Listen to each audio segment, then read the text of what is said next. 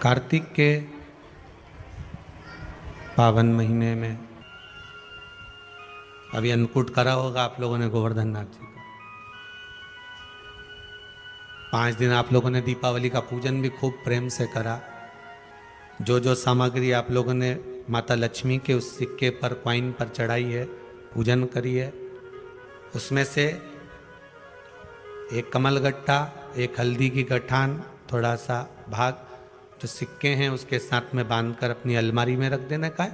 बाकी की जो सामग्री है जो अच्छी हो खाने योग्य उसको प्रसाद में पा लीजिए, और जो विसर्जन के योग्य है उसको विसर्जन कर बाबा से निवेदन कर कर अपना जीवन सार्थक बनाओ। तो राजीव की 5 कोस की यात्रा में पंचकोसी में 5 महादेव विराजमान है, और उसमें मूल जो महादेव है वो चंपेश्वर महादेव। कौन कौन गया है राजीव? कौन कौन गया चंपेश्वर महादेव? गए हो आप लोग? बहुत अच्छी बात है, रखिए।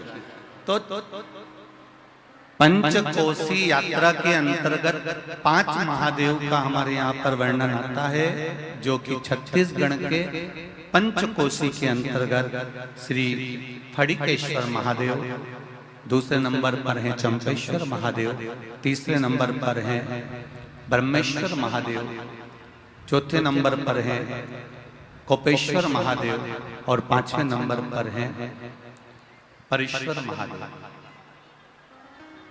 पटेश्वर महादेव। ऐसे छत्तीसगढ़ की जो पंचकोसी है, छत्तीसगढ़ में राजिम की जो पंचकोसी है, महानदी की जो पंचकोसी है, उस पंचकोसी में 5 महादेव विराजमान। और पंचकोसी के वो 5 महादेव में जो मूल महादेव का वर्णन किया गया है वो चंपेश्वर महादेव का किया गया।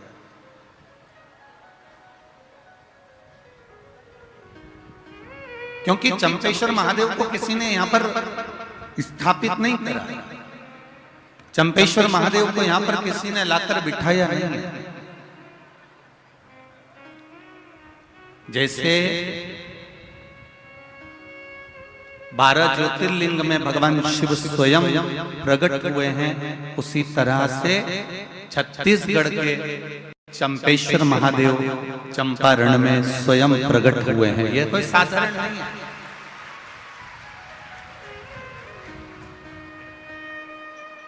स्वयं प्रागट्यता है उनकी, स्वयं। मैंने तेरे ही भरोसे ओ बाबा, तेरे ही भरोसे हवा बिच उड़ती जावांगी, बाबा डोर हर को छड़ी नामे कटी जावांगी, भोले मैं तेरी पतंग, शंभो मैं तेरी पतंग। शिव उपासना का, भगवान शंकर की भक्ति का ये 5 दिवस जो हमको मिला हुआ है शिव महापुराण के रूप में, उस कथा को हम अपनी जिंदगी में उतार कर चलते हैं। और भक्ति के बिंदु को जब तक हम हमारे जीवन में नहीं उतारेंगे तब तक ये जीवन का आनंद नहीं होगा।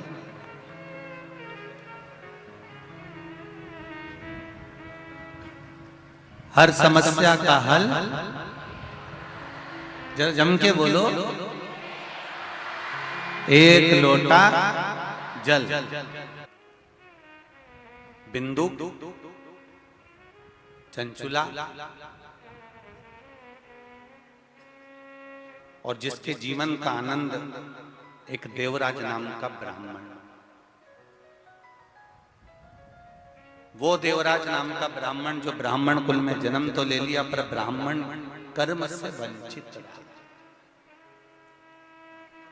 एक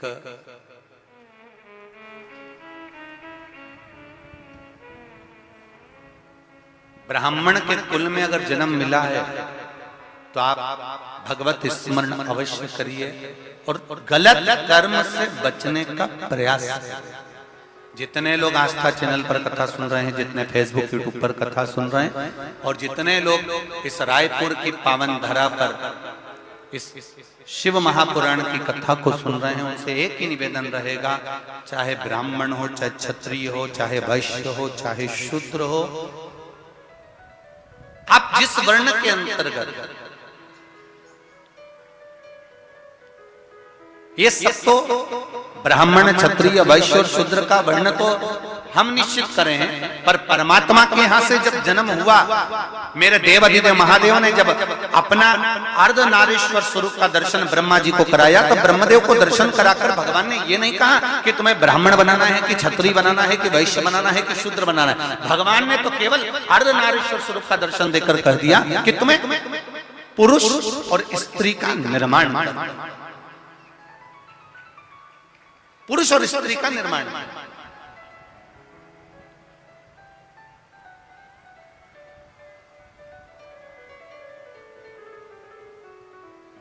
भगवान ये कभी नहीं कहे कि तुमको इसका निर्माण करना है। भगवान ने कहा तुम्हें पुरुष और स्त्री का निर्माण करना है, और पुरुष और स्त्री का जब निर्माण कर लो, पुरुष और स्त्री का जब निर्माण हो जाए, और निर्माण करने के बाद उनको एक कर्म देना है कि तुम्हें परिवार का भरण पोषण कर कर भगवत भजन की ओर अग्रणी होना है। मृत्यु लोक में जन्म लेने के बाद, पृथ्वी पर आने के बाद में हमारा भी कर्म है कि हमें परिवार का भरण पोषण करना है और भगवत भजन करना है। हम ये नहीं कहते कि तुम अपना घर छोड़ दो।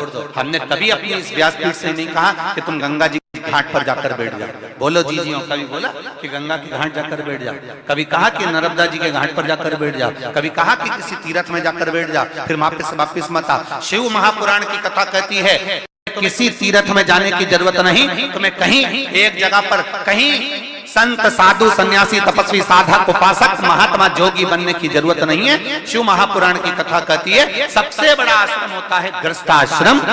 घर में रहो, परिवार में रहो, कुटुंब में रहो, और उस परिवार में रहकर अगर तुम थोड़ा सा भी भगवान का भजन कर लोगे, एक लोटा जल भी अगर शिव को चढ़ा लोगे, और निश्चित है शिव तुमको मिल जाएगा, ज्यादा कहीं जाने की जरूरत नहीं। और कोई तुमसे कहे कि तुम संत बन जाओ, साधु बन जाओ, तुम गंगा के घाट पर चले जाओ, तो उनके पांव पड़ करके देना दादा तुम चले जाओ। हम नहीं, हमसे तो बने भी नहीं, क्योंकि ये मनुष्य की देह, मानव का शरीर है, बड़ा मुश्किल से मिला हुआ शरीर, और हम भगवत भजन करेंगे ये नहीं है। हम तो बस केवल थोड़ा बहुत भी नाम जाप कर लेंगे तो उतने में परमात्मा मिलेगा, ये निश्चित है।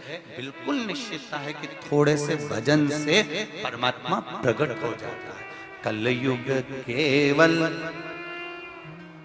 नाम आधारा, और सुमर सुमर कलयुग में केवल नाम की आधारशिला। आप कलयुग के अंतर्गत भगवान के भजन का, स्मरण का, मंत्र जाप का, नाम जाप का जितना स्मरण कर सकते हो उतना करो।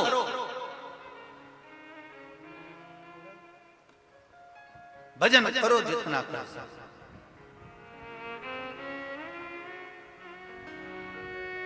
उसकी भक्ति में डूबे।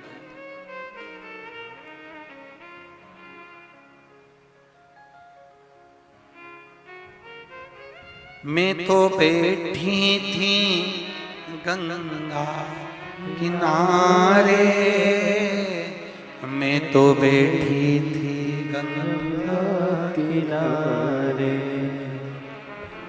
ऐसा दर्शन दिया ओ भोलेनाथ, आके दर्शन दिया ओ भोलेनाथ, मेरे ओ भोलेनाथ, ओ भोलेनाथ, मेरे ओ भोलेनाथ, ओ भोलेनाथ, दिल तुझको दिया ओ भोलेनाथ, दिल तुझको दिया ओ भोलेनाथ, ये क्या कर दिया ओ भोलेनाथ, ये क्या कर दिया ओ भोलेनाथ, मेरे ओ भोलेनाथ, ओ भोलेनाथ, मेरे ओ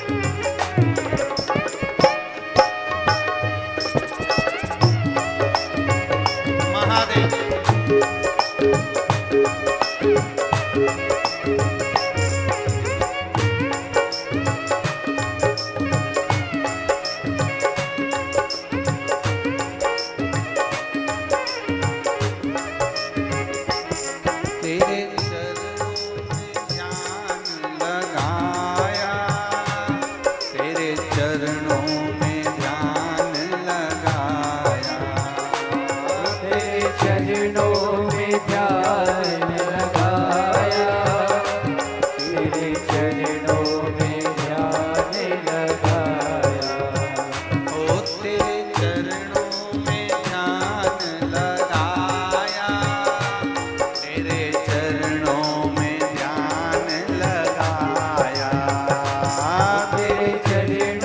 में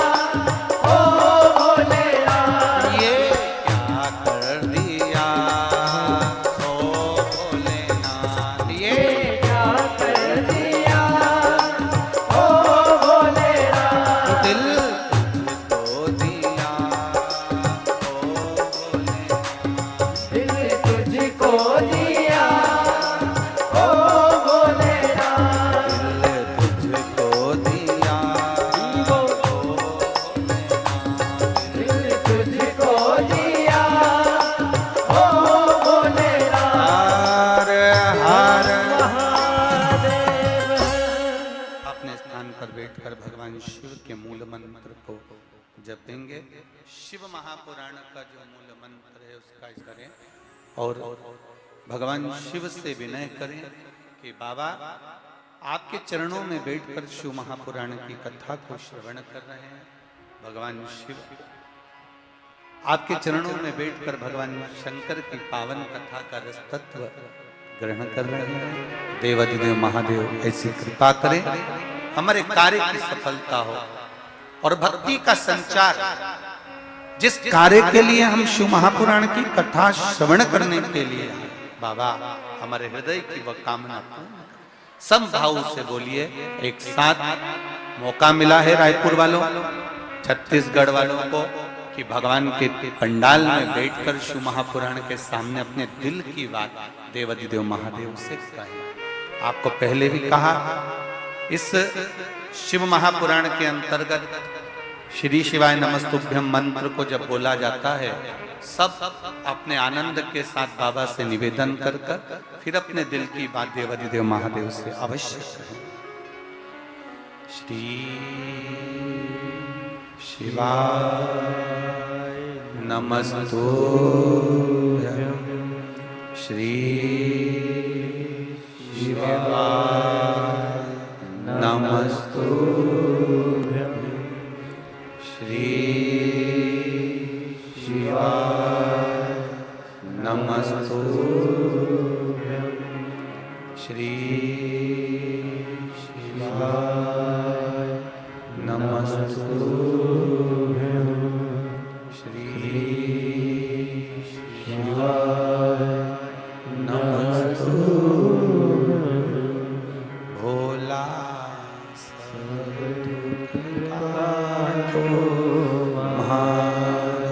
ओ भोला सब दुख काटो मारा।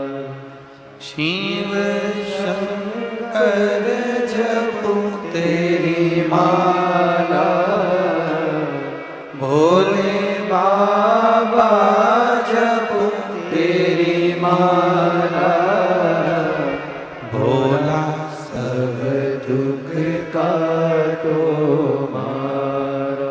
ओ भोला सब दुख काटो मारा। शिव कथा कर देवराज नाम का ब्राह्मण कुल में जन्म लेने के बाद ब्राह्मण कर्म श्रेष्ठ ना कर पाए।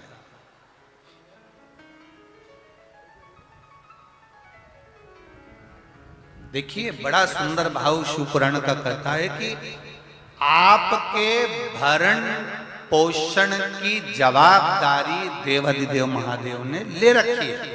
माता के गर्भ में जब तुम पड़े रहे, गर्भ में जब पड़े थे, तब भी वो भर पेट अंदर भी भोजन दे रहा था और शरीर मिला प्राण छूटेंगे तब तक भी वो भरपेट भोजन देने की जवाबदारी मेरे कालाधिपति महाकाल राजा की है, वो देगा। उसका नाम है विश्वनाथ। क्या नाम है? विश्वनाथ। अच्छा एक बात समझ में नहीं आती रे, छत्तीसगढ़ वाले तुम भी बताना, अगर तुम्हारे समझ में आ जाए तो बताना। इनको कहते हैं विश्वनाथ, द्वारकानाथ, जगन्नाथ, बद्रीनाथ, केदारनाथ, सोमनाथ। अब इतना सारा नाथी नाथ है, मतलब ये निश्चित है कि जब अपन पैदा हुए थे, जब माता के गर्भ में पड़े हुए थे, तब अपन अनाथ थे, और जब अपने को ये सब नाथ मिले तब अपना जीवन सार्थक हो पाया। ये निश्चित है।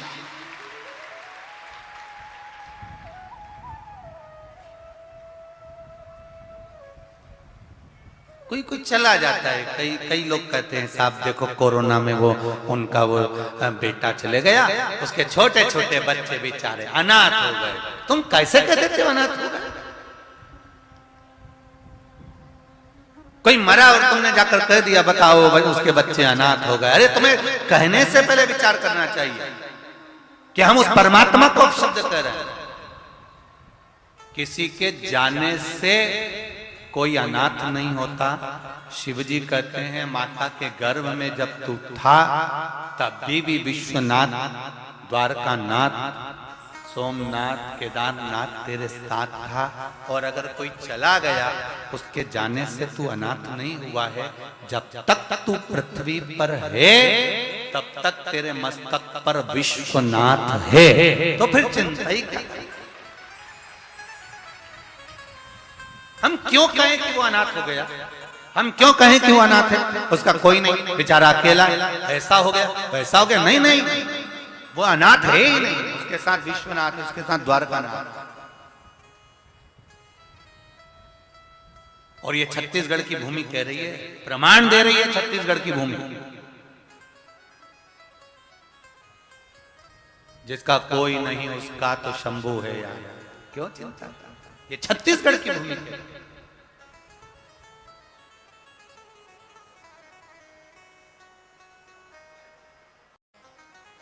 स्कंद पुराण महाभारत में कौशल के अंतर्गत वर्णन मिलता है। महाभारत में ये छत्तीसगढ़ कौशल देश के अंतर्गत आता था। महाभारत में कौशल के अंतर्गत एक वर्णन मिलता है कि, और स्कंद पुराण में भी आता है कि भगवान शिव के जो वन है, जैसे उज्जैन का महाकाल वन,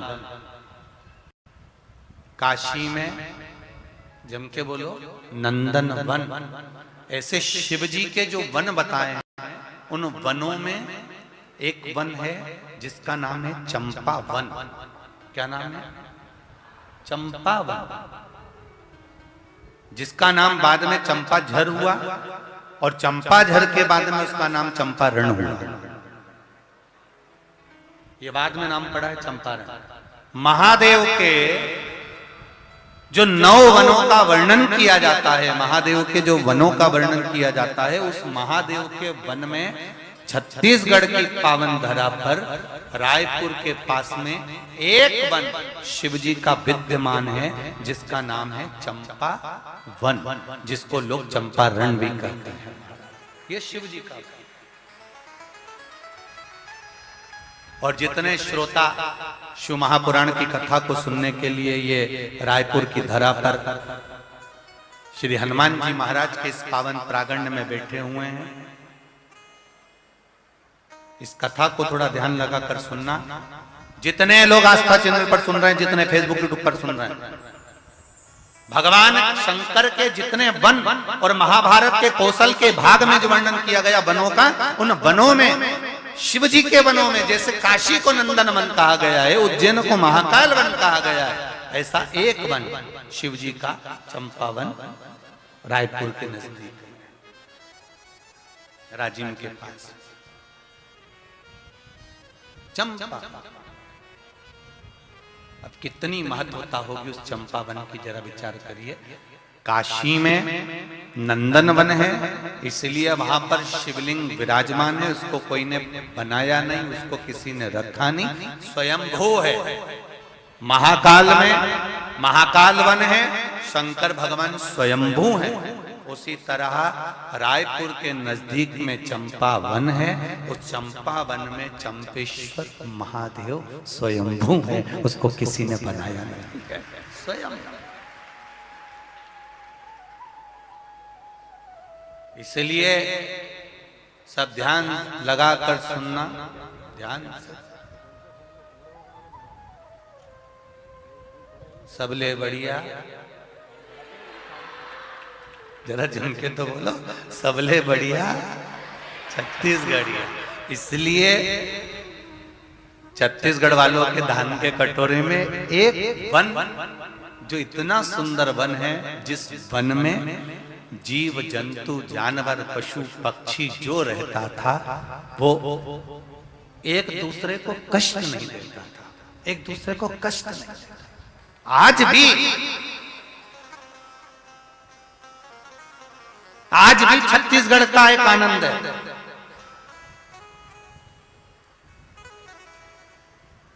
अगर ओरिजिनल छत्तीसगढ़ का व्यक्ति है, मैं फिर इस शब्द को सुन लेना जरा, ओरिजिनल। जो बाहर से आकर छत्तीसगढ़ में बस गया, हम उसकी गारंटी नहीं ले रहे, हम उसका पर जो ओरिजिनल छत्तीसगढ़िया है, ओरिजिनल, ये निश्चित है वो कभी किसी को दुख नहीं दे सकता, ये निश्चित था अगर ओरिजिनल है तो।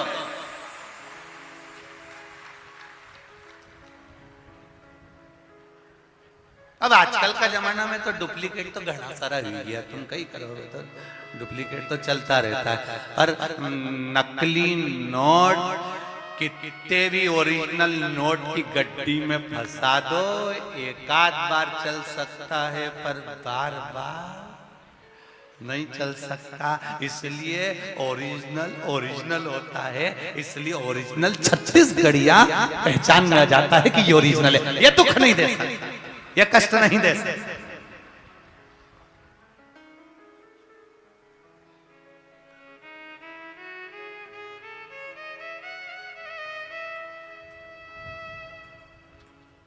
वो निश्चितता उसके अंतर्गत है।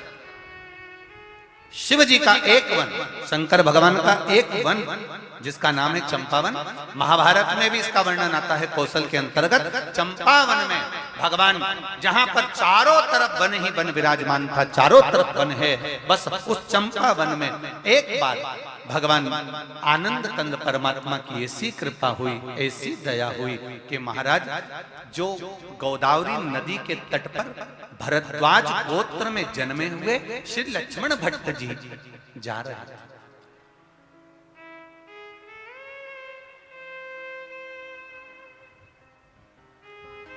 जिनकी धर्म पत्नी का नाम था इल्लमगारू,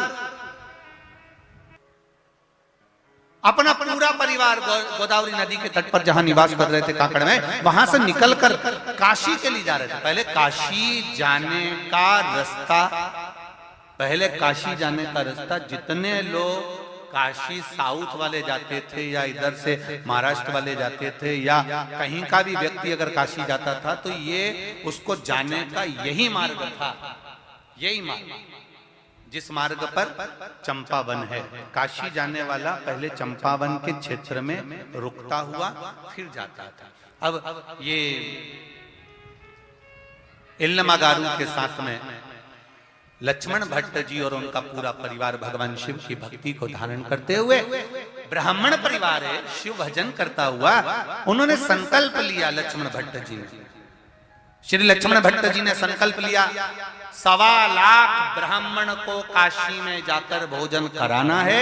1.25 लाख ब्राह्मण को भोजन कराने का सामान लेकर, सामग्री लेकर, गाड़ी में भरकर, बैलगाड़ियों में भरकर और सारे अपने ब्राह्मण परिवारों के साथ में, सारे भरद्वाजों के साथ में चल दिए और सारे नगरवासी भी उनके साथ जा रहे हैं। भगवत स्मरण करते करते पैदल चल रहे हैं, कोई गाड़ी से चल रहा है, भजन करते करते आराम से चलते चलते ये चंपावन के नजदीक में पहुंच गए।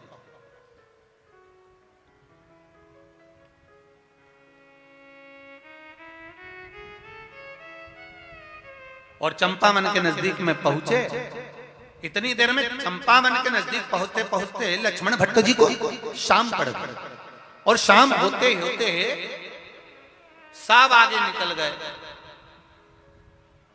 और सब आगे निकले और इल्लमगारू और लक्ष्मण भट्ट जी ये दोनों थोड़ी देर रुक गए। इल्लमगारू ने कहा, धर्मपत्नी बोली, स्वामी स्वामी, हाँ बोलो क्या बात है? मैं गर्भस्थ हूं और मुझे ऐसा लग रहा है कि मुझे अब प्रसव पीड़ा हो गई है और इस प्रसव पीड़ा के कारणवश मैं तकलीफ पा सकती हूं। लक्ष्मण भट्ट जी ने कहा, इल्लमा शिव जी का नाम लो और चलो आगे। इल्लमा कहती है कि मैं अब आगे नहीं बढ़ सकती, कोई छांव ऐसी दिखे जहां मैं बैठ जाऊं। इल्लमा इतना घना वन है, इतना घना वन है, इस वन में पशु पक्षी तक नहीं है। इतना घना वन है कि तुम मेरे को देखने के लिए भी, तुम अगर मैं एक वृक्ष के पीछे चला जाऊं तो नजर नहीं आऊंगा, इतना घना वन है लमा। लक्ष्मण भट्ट जी कह रहे हैं लमा, फिर कह रहा हूं तुमको, अपन आगे चलते हैं, आगे कोई गांव आ जाएगा, नगर आ जाएगा, अपन वहां रुक जाएंगे। इल्लमा कहती है स्वामी मैं अब एक कदम भी नहीं चलती। और इल्लमा गारू ने उसी समय पर देखा कि एक शमी का पेड़ था और शमी के वृक्ष के नीचे इल्लमा गारू बैठ गई। अब जरा ध्यान देना, आपको पहले कथा में कहा है एक शमी का पौधा, बेलपत्री का पौधा, आंवले का पौधा, पीपल का पौधा, बट का पौधा, ये सारे जो पौधों का वर्णन हमने पहले की कथाओं में करा है, उसको जरा ध्यान से सुनना, जरा ध्यान देकर उसका स्मरण करना। हमने पहले भी कहा इस चीज को कि बेलपत्री के पेड़ के नीचे या शमी के पेड़ के नीचे साधारणता नहीं है। बेलपत्री के पेड़ के नीचे लक्ष्मी का निवास होता है, पार्वती जी का निवास होता है, शिव जी का निवास होता है। पीपल के वृक्ष के नीचे 52,000 ब्राह्मणों का निवास होता है, भगवान विष्णु का और शिव जी का निवास होता है। इसलिए शिव जी का नाम एक पिपलेश्वर महादेव भी है। शमी के पेड़ के नीचे भगवान शिव अपने अड़भंग स्वरूप में विराजमान होते हैं। अड़भंग स्वरूप कैसा?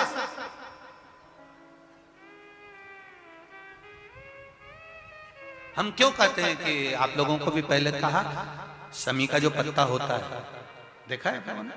शमी का जो पत्ता होता है, हम पहले भी कथा में कहा है, जो व्यक्ति मदिरा में डूबा रहता है, नशे में डूबा रहता है, जो व्यक्ति बहुत ज्यादा मात्रा में ये तंबाकू, गुटखा या पाउच आदि खाता रहता है और उसका गुटखा पाउच छूटने को ही तैयार नहीं होता, वो बेचारा प्रयास करता है, ऐसा नहीं है कि नहीं करता।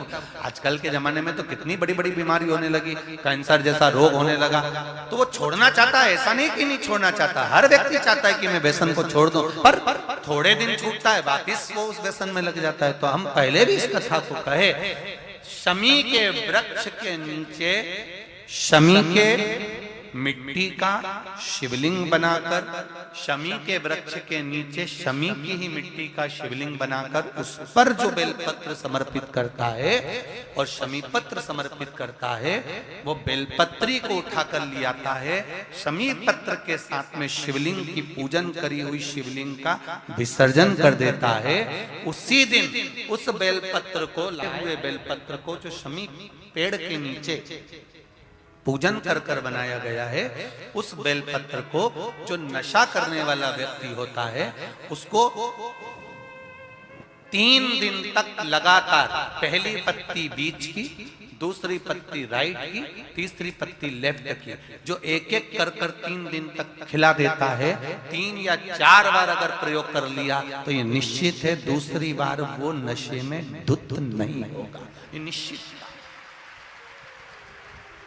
शमी वृक्ष जो शंकर भगवान का अड़भंग स्वरूप जहां विराजमान, थोड़ा मदिरा पान करने वालों के लिए, व्यसन करने वालों के लिए, थोड़ा गलत कर्म करने वालों के लिए थोड़ा सा और बहुत जरूरी है। मेरा नवयुवक बेटा बेटियों से ये निवेदन रहा है और आज फिर कहता है, आप तंबाकू खाते हो, आप गुटखा खाते हो, आप पाउच खाते हो, आपसे निवेदन है ये समझ लीजिए कि आप मौत की सीढ़ी पर अपना पांव रखना प्रारंभ कर दिए हो और मौत की सीढ़ी पर पांव रखा और कभी भी कोई बड़ी बीमारी आपको किसी भी समय पर घेर सकती है। एक बात बहुत ध्यान से उतारना, मेरे बेटा बेटियों से निवेदन, नवयुवक बच्चों से निवेदन, युवान बेटा बेटियों से निवेदन है, हम सुपारी खाते हैं या कोई सामान खाते हैं, बार बार हमारा गाल कटता जाता है, फिर ठीक होता है, फिर कटता है, फिर ठीक होता है, फिर कटता है। दांत में, जबड़े पर और गाल में झार झार सी पड़ने लगती है। धीरे धीरे धीरे धीरे 10 साल, 15 साल, 20 साल, 30 साल बाद वहां फिर घाव उत्पन्न होने लगता है। अच्छा, कई लोग कहते हैं कि पुराने लोग भी तो खाते थे, तो पुराने लोग ये तंबाकू या गुटखा नहीं खाते थे, पुराने लोग पान खाते थे, बीड़ा खाते थे। पान में चूना लगता था, कत्था लगता था, और पान में एक तंतु होता है बीच का, वो तंतु एक ऐसा होता है जो अंदर बीमारी को पनपने नहीं देता। इसलिए जो बुजुर्ग लोग जो पान खाने वाले होते हैं, केवल जो पान का सेवन करते हैं, उनको कभी ये बड़ी बीमारी का रोग सताता नहीं है। और जो ये नया नया पाउच आता है जिसपे तुमने देखा होगा, उस पे कैंसर का फोटो भी बना रहता है, ये नए नए पाउचों पर कभी तुमने देखा कि पान पर फोटो बना हुआ है, पर पाउच पर, गुटके पर उसका समझो।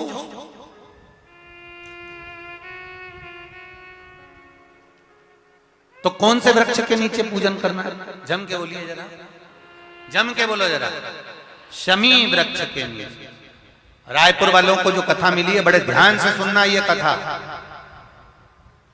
बड़े आनंद के साथ मिली। और जितने लोग आस्था चैनल पर जो सुन रहे हैं, जितने फेसबुक यूट्यूब पर सुन रहे हैं, और यहाँ लाखों की संख्या में लोग बैठे होंगे। कई लोग तो अपनी अपनी टीन के ऊपर, छत के ऊपर चढ़ के बैठे हैं, कोई ट्रैक्टर पर, कोई गाड़ियों पर, कोई खंभों पर चढ़ के बैठे हुए। ध्यान से, बड़े प्रेम से सुनो इस कथा को, बड़े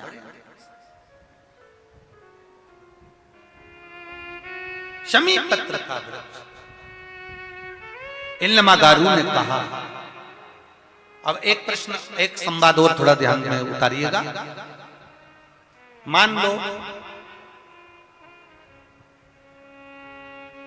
किसी कार्य के लिए जा रहे हो और वो कार्य में बार बार अटकल आ रही है, वो कार्य तुम्हारा होना चाहिए और तुम लगे हो कि मुझे ये चीज होगी, ये निश्चित है। मैंने 10 लोगों को बोल के रखा है, 10 लोगों के हाथ जोड़ के रखे, भैया मेरा ये काम कर देना, भैया मेरा ये काम, और वो कर ही नहीं रहे। आखिर कारण क्या है? उसके लिए भी शमी पत्र का प्रयोग किया जाता है। शमी पत्र को शिवलिंग पर चढ़ाकर, वही शमी पत्र को उतारकर अशोक सुंदरी वाली जगह पर चढ़ाकर फिर आप अपने कार्य के लिए चले जाइए। श्री शिवाय नमस्तुभ्यम बोलकर 1 लोटा जल चढ़ाकर जाइए, शिव संभाल लेता है। वो शमी पत्र की, और शमी के वृक्ष ने क्या कृपा करी, अभी ये छत्तीसगढ़ की ये कथा कर रही है, ये धान के कटोरे की ये कथा वर्णन कर रही है। इल्लमागारू लक्ष्मण भट्ट जी की धर्म पत्नी, जगत गुरु श्रीमद वल्लभाचार्य जी की माता इल्लमागारू शमी के पेड़ से टिककर बैठ गई। वृक्ष देखिए, शमी का वृक्ष, शमी के वृक्ष से इल्लमागारू टिककर बैठ गई और प्रसव पीड़ा बढ़ने लगी। लक्ष्मण भट्ट जी बोले, मैं क्या कर सकता हूं तेरे लिए? इल्लमागारू कर रही है, मुझे कष्ट बहुत हो रहा है स्वामी, मुझे कष्ट हो रहा है, कृपा करो स्वामी, मुझे कष्ट हो रहा है। इल्लमागारू चिल्ला रही है, लक्ष्मण भट्ट जी आंख से आंसू बहा रहे हैं। सबको पुकारा, उस घने वन में, उस चंपा वन में कौन मिलेगा?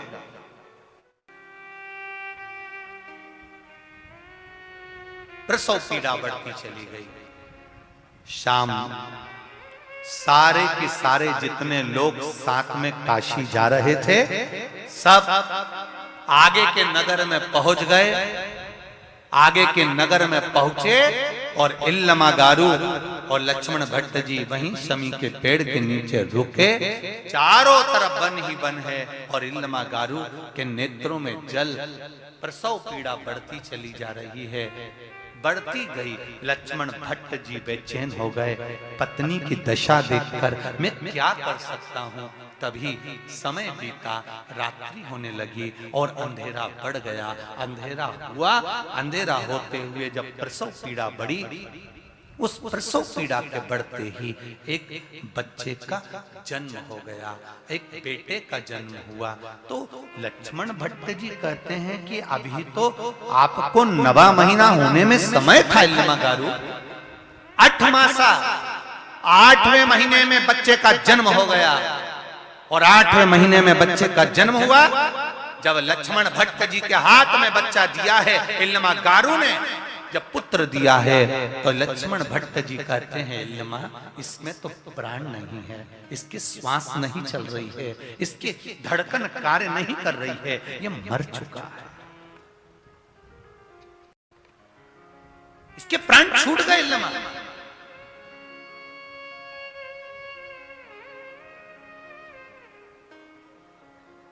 जरा विचार करिएगा, बहुत ध्यान देना इस कथा पर।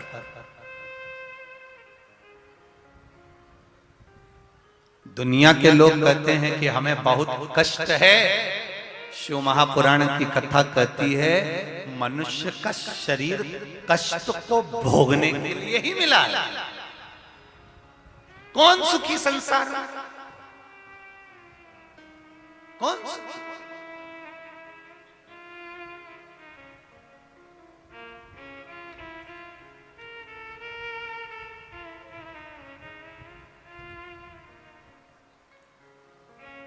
पूरी दुनिया में कोई सुखी है? अरे व्यक्ति अगर विद्वान हो जाता है तो अहंकार समाहित हो जाता है, विद्वत्ता आ गई, अभिमान आ गया।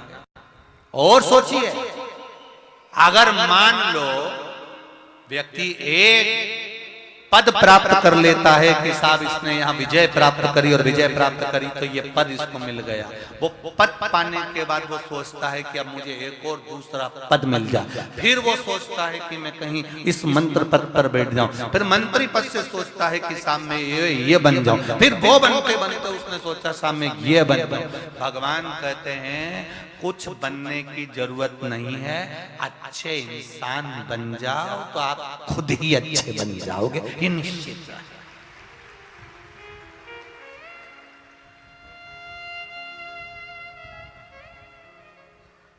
हम पहले भी कथा में कहे, आज फिर कह रहे हैं, आप लोग थोड़ा ध्यान से सुनना, बहुत ध्यान देना इस प्रसंग पर। आप अच्छे इंसान बन जाओ।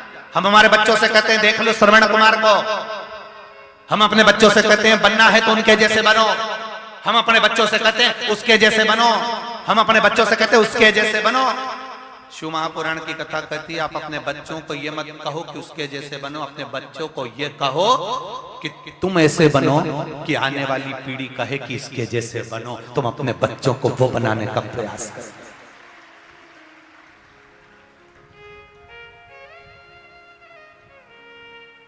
आप अपना कर्म करे जाओ, आप अपने कर्म की ओर अग्रणी होते चले जाओ।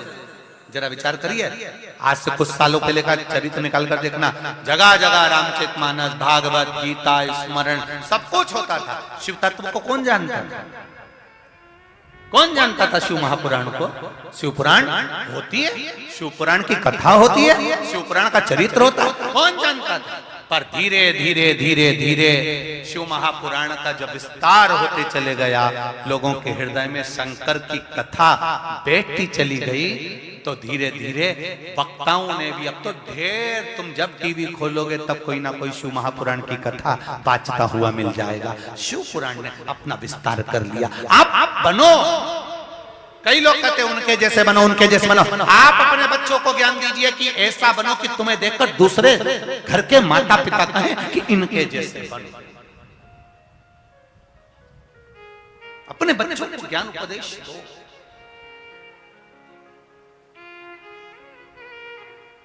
कौन कहता है कि दुख नहीं आता? दुख आता है। भगवान जगत गुरु श्रीमद वल्लभाचार्य जी की माता इल्लमा गारू के जीवन में भी दुख आया, श्री लक्ष्मण भट्ट जी के जीवन में भी दुख आया। ऐसा कोई मानव का शरीर बताओ जिसके सम्मुख में दुख नहीं आया? भगवान राम अगर पृथ्वी पर प्रकटे तो उनको भी दुख आया, भगवान कृष्ण पृथ्वी पर आए तो उनको भी दुख आया। ऐसा कोई बता दो जीवन में जिसको दुख नहीं मिला हो। दुख तो आता,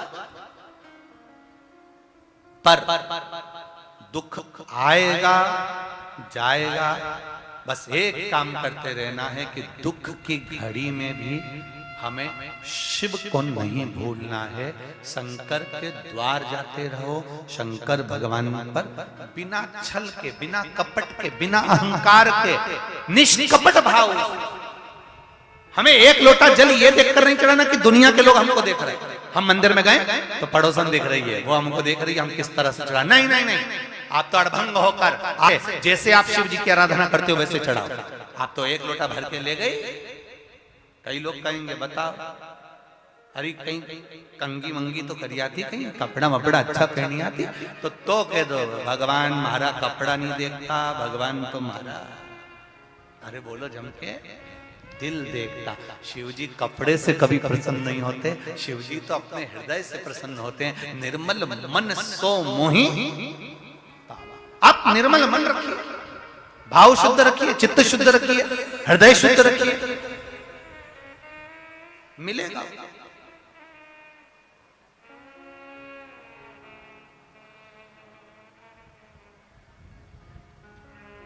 दूसरे को दिखाकर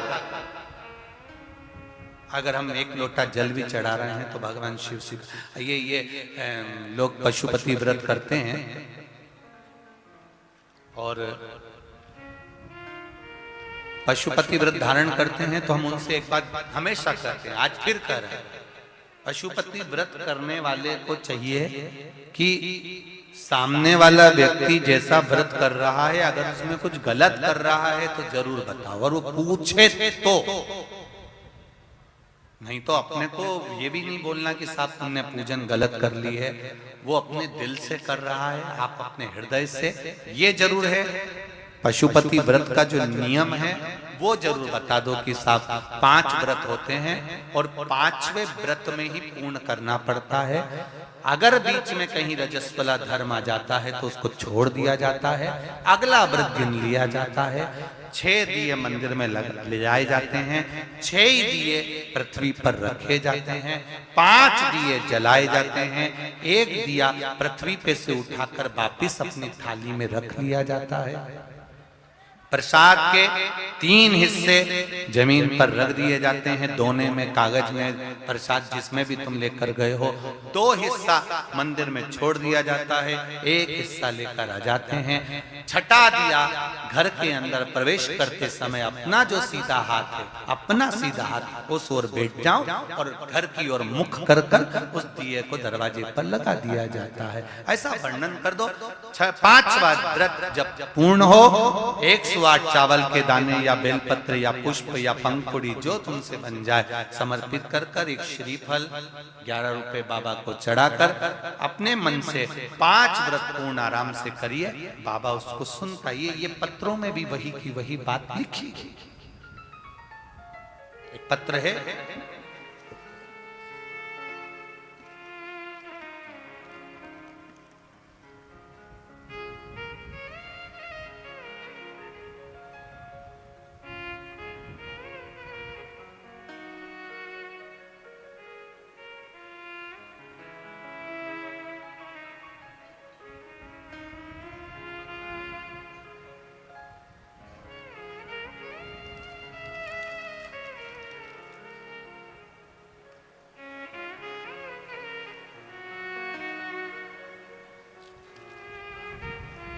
मैं रुक्मणी अशोक साहू, जिला जांजगीर चांपा गांव जामड़ी की रहने वाली हूँ। कहीं बैठे हो तो हाथ हिलाइए, कहीं बैठे हो तो अपना दोनों हाथ अवश्य हिलाइएगा। अगर दिखता हो, दिखेंगे क्या? कहीं बैठे, अच्छा उधर है क्या? दोनों हाथ हिला दो एक बार। हाँ ठीक है, दिख गए हो पीछे, बिल्कुल ठीक है। मैं रुक्मणी अशोक साहू, जिला जांजगीर चांपा गांव जमड़ी की रहने वाली हूँ। गुरुजी, मेरे भोले भंडारी की कृपा दया का क्या बखान करूं, जो मैंने मांगा सब दिया बाबा ने। मेरा 3 साल 8 महीने का बेटा है, जिसका फोटो मैंने लगाया है पत्र के अंदर। ये फोटो लगा है,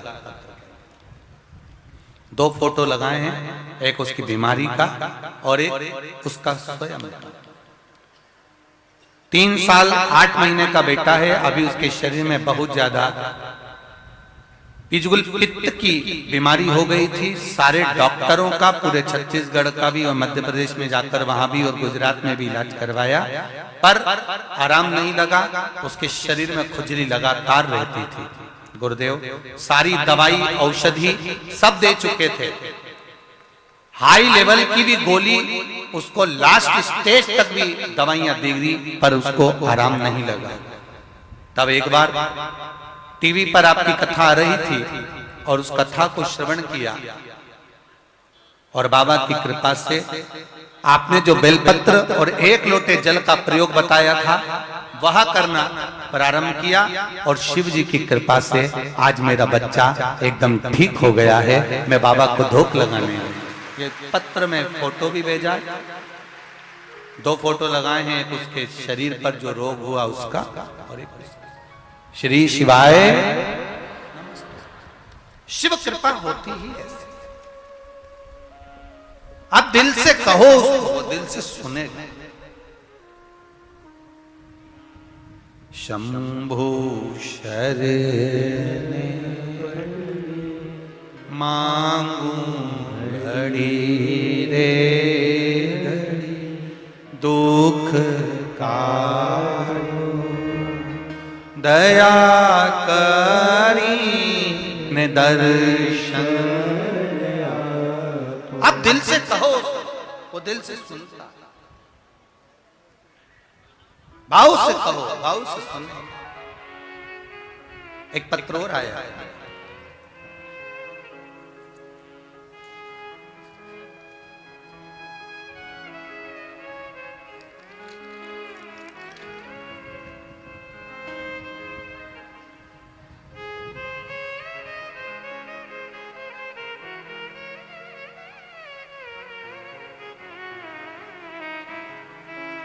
हीरा देवी अग्रवाल।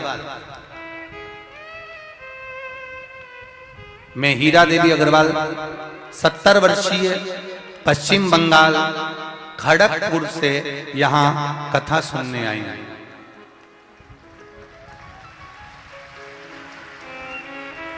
कहीं बैठी हूं, हीरा देवी अग्रवाल 70 वर्षीय हैं, पश्चिम बंगाल खड़गपुर से यहां आई हैं। कहीं बैठी हो तो हाथ हिलाइए। उधर है क्या? हाथ हिलाइए एक बार। श्री शिवाय नमस्तुभ्यम। ठीक है, दिख गए हो, दिख गए हो, ठीक है। श्री शिवाय नमस्तुभ्यम। मैं हीरा देवी अग्रवाल 70 वर्षीय पश्चिम बंगाल खड़गपुर से यहाँ रायपुर में कथा सुनने आई हूँ। कोटि कोटि प्रणाम कुबेरेश्वर बाबा को नमन। बाबा कुबेरेश्वर के रुद्राक्ष का क्या महत्व है मैं बताना चाहूंगी। मेरा और मेरा परिवार अप्रैल माह में कुबेरेश्वर धाम दर्शन के लिए आए थे, परंतु अत्यधिक भीड़ के कारण, गर्मी के कारण दर्शन प्राप्त नहीं हो पाए। तो हम आशा लेकर उज्जैन महाकाल के दर्शन के लिए पहुंच गए, वापिस आए। हमारी ट्रेन का समय भी हो चल रहा था। घुटने में इतना दर्द था, कमर में इतना दर्द था कि घुटना बदलने के लिए डॉक्टर ने आज्ञा करी थी, पर कह दिया था एक रुद्राक्ष की आशा लेकर गए तो इतनी भीड़ में बाबा की कृपा से एक रुद्राक्ष मिला और उस रुद्राक्ष का पानी पीना चालू करा। शिव कृपा से आज मेरे घुटनों का दर्द बंद हो गया और कमर दर्द बंद हो गया। मैं जमीन पर बैठकर शिव महापुराण की कथा सुन रही हूँ। हीरा देवी अग्रवाल 70 वर्षीय पश्चिम बंगाल खड़गपुर से हैं। बहुत बहुत साधुवाद हीरा बहन आपको। श्री शिवाय नमस्तुभ्यम। बैठिए। ये शिव कृपा। आप शिव की आराधना, शिव की भक्ति, शंकर का अनुमोदन, शिव जी का स्मरण निरंतर। फिर निवेदन करूंगा, सारी समस्या का हल। कोई जीवन में तकलीफ आए, कष्ट आए, रोग आए, बीमारी आए, दुख आए, घर में से एक लोटा पानी भरो, सीधे शिव जी के मंदिर पहुंच जाओ। दिल से, मन में अगर अच्छा भी ना लगे तो थोड़ी देर शिव जी के मंदिर में बैठो, लोटा भर के जल धीरे धीरे महादेव को चढ़ाओ और अपने हृदय की बात शिव जी से कहते जाओ। शिव जी से मैंने तेरे ही भरोसे ओ बाबा, तेरे ही भरोसे हवा बिच उड़ती जावांगी, हवा डोर हल तो छठी ना में कटी जावांगी। भोले भोले मैं तेरी पतन, शंभो मैं तेरी पतन, हवा उड़ती जमानी, बाबा डोर हथो छठी नामे कटी जावा। शिव कृपा है, भगवान शंकर की उदार। इल्लमागारू के माता इल्लमागारू के गर्भ से बालक ने जन्म लिया, लक्ष्मण भट्ट जी के हाथ में आया। बालक जब हाथ में आया तो देखा तो इसकी श्वासें नहीं है, इसकी धड़कन नहीं है, इसकी श्वास नहीं चल रही है। ये लगता है कि मर चुका है, इसमें प्राण नहीं है, मर गया।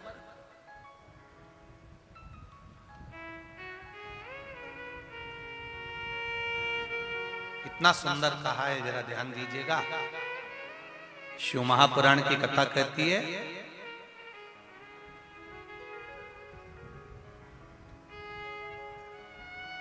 जन्म के बच्चा जब जन्म लेता है,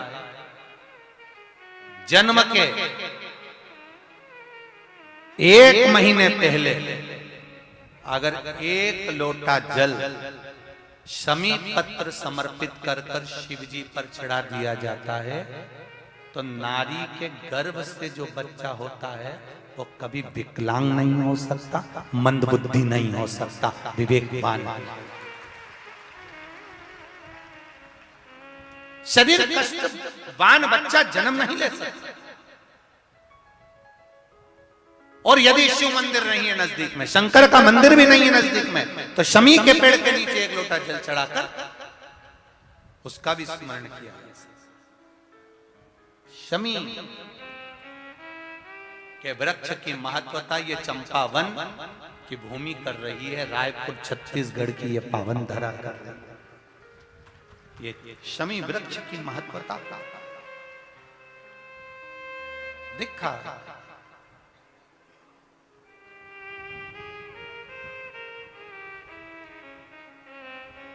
बच्चे में प्राण नहीं है, बच्चे में श्वास नहीं है, बच्चा मर चुका है। 8 मासा बच्चा हुआ है, 8 महीने का हुआ है। लक्ष्मण भट्ट जी ने अपनी पत्नी को कहा, इल्लमागारू ने कहा, स्वामी ये आपका पुत्र है, लीजिए। लक्ष्मण भट्ट जी ने हाथ में लिया।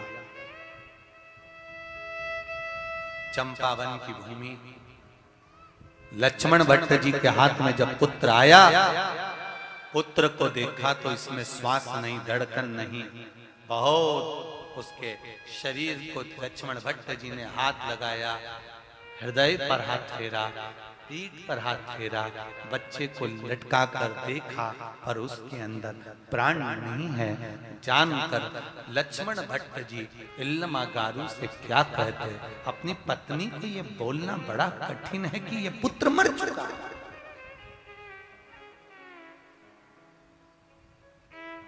इतना कठिन।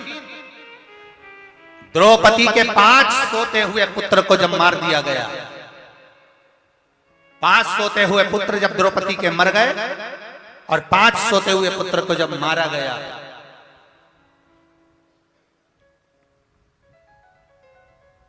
तब द्रौपदी की दशा क्या थी? चीख पड़ी थी द्रौपदी, रो पड़ी थी द्रौपदी, द्रौपदी ने आवाज लगा दी थी, स्वामी स्वामी स्वामी करते करते चिल्लाती हुई गई पांडवों के पास में, मेरे पति मेरे पुत्र का दशा देखी। पूछा क्या हो गया? अश्वत्थामा सोते पुत्रों का वध। आंखों में जल जाता था। एक माँ के सामने उसके पुत्र की अगर गति होती है तो माँ का हृदय कछोड़ जाता है। ये लाड का लिखा हुआ है, उसे कौन टाला? कौन? महाराज रो रही है। इल्लमागारू को कौन कहे कि तुम्हारा पुत्र नहीं है, मर चुका है? लक्ष्मण भट्ट ने विचार करा। लक्ष्मण भट्ट जी ने जब देखा तब लक्ष्मण भट्ट जी ने अपनी पत्नी को समझाया कि इस पुत्र को इसी शमी के पेड़ के नीचे छोड़ना पड़ेगा। तब इल्लमागारू ने पूछा, स्वामी कारण क्या है जो मेरा बेटा जन्म लिया है और उसको इस शमी के पेड़ के नीचे छोड़ना पड़ा? क्या कहा? इस बालक में प्राण नहीं, रो पड़ी मां, रो रही। बहुत ध्यान दीजिएगा साहब, मृत्यु लोक में जन्म हुआ है तो जन्म से लेकर मृत्यु की सैया पर सोने तक व्यक्ति को रोना तो पड़ता ही है, निश्चित है। रामचरितमानस में भी लिखा है, माता कौशल्या जी ने राम जी को देखा और राम जी से कहा, माता भूमि बोली सोमति डोली तजहु तात, यह रूपा की जैसी सुलीला अति प्रिय शीला, यह सुख परम अनुपा, सुनी बचन सुजाना। आगे क्या है? रोदन ठाना। माता बोल रही है राम जी से कि रो। राम जी कहते हैं, मां मैं भगवान। राम जी कह रहे हैं मैं विष्णु हूं, नारायण हूं, और आप कह रही हो कि मैं रो। माता कौशल्या जी ने कहा, मृत्यु लोक में जन्म लिया है तो रोना तो पड़ेगा। कौशल्या जी ने राम जी को जन्म के समय रुलाया था, इसलिए आज भी हॉस्पिटल में बच्चा जब जन्म लेता है तो उसको डॉक्टर सिस्टर उल्टा लटका के थप मार के चिमटा खोड़ के रुलाते हैं। आज से रोएगा तो मरेगा, तब तक रोएगा। रो, ये रोना तो पड़ेगा। अगर मृत्यु लोक पर आयो ना, पृथ्वी पर जन्म लिया तो रोना तो पड़ेगा। तुम लोग ये मत सोचना कि अपन कथा सुनेंगे तो हो सकता है कि दुख कटेगा। ऐसा नहीं है कि दुख नहीं कटेगा। कथा सुनने से, सत्संग करने से, भजन करने से, कीर्तन करने से, मंत्र जाप करने से, श्री शिवाय नमस्तुभ्यम बोलने से, एक लोटा जल चढ़ाने से, राम कृष्ण का स्मरण करने से, ऐसा नहीं है कि दुख नहीं कटेगा। कटता है। भजन करने से ही तो हमारा दुख कटता है। कटेगा।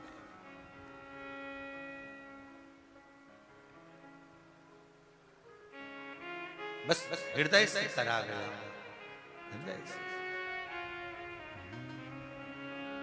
धीमा बजाओ भोलानाथ डमरू, धीमा बजाओ, धीमा बजाओ भोलानाथ डमरू, धीमा बजाओ, ओ धीमा बजाओ भोलानाथ डमरू, धीमा बजाओ, धीमा बजाओ भोलानाथ डमरू, धीमा बजाओ, धीमा बजाओ भोला, धीमा बजाओ, धीमा बजाओ भोला, धीमा बजाओ, ओ धीमा बजाओ भोला, धीमा बजाओ, धीमा बजाओ भोला, धीमा बजाओ, धीमा बजाओ भोलानाथ डमरू,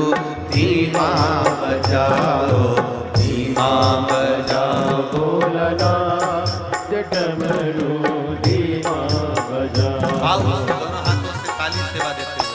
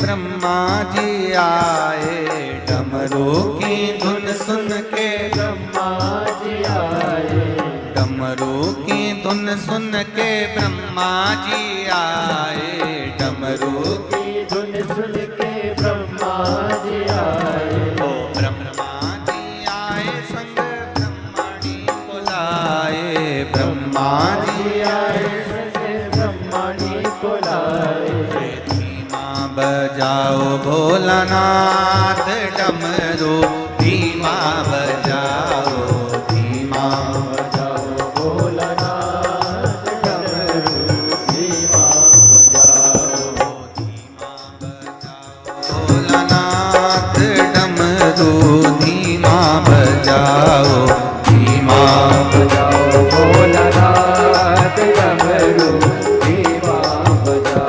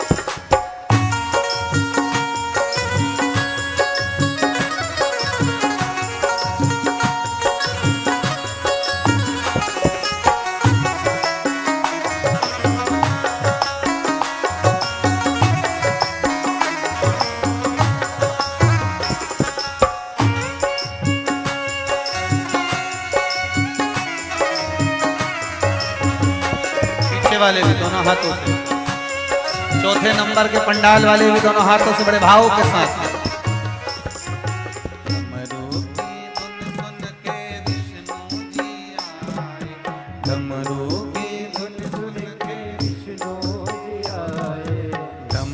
की धुन सुन के विष्णु जी आए, डमरू की धुन सुन के विष्णु जी आए, विष्णु जी आए संग लक्ष्मी को लाए, विष्णु जी आए सजे लक्ष्मी को लाए, विष्णु जी आए संग लक्ष्मी को लाए, विष्णु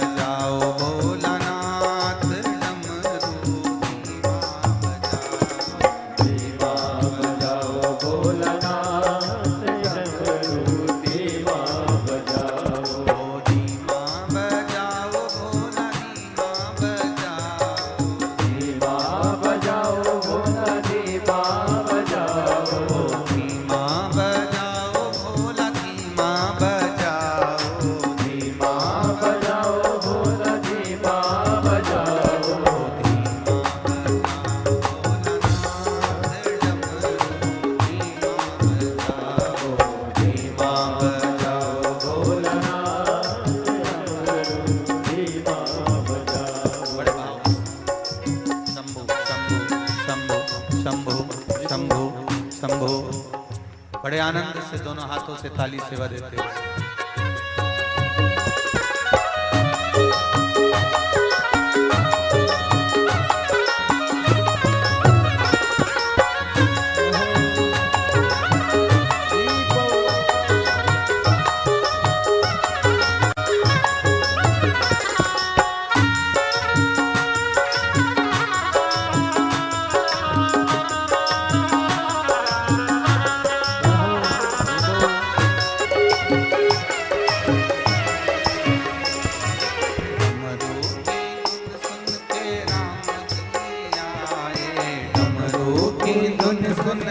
राम जी आए, डमरू की धुन सुन के राम जी आए। डमरू की धुन सुन के राम जी आए।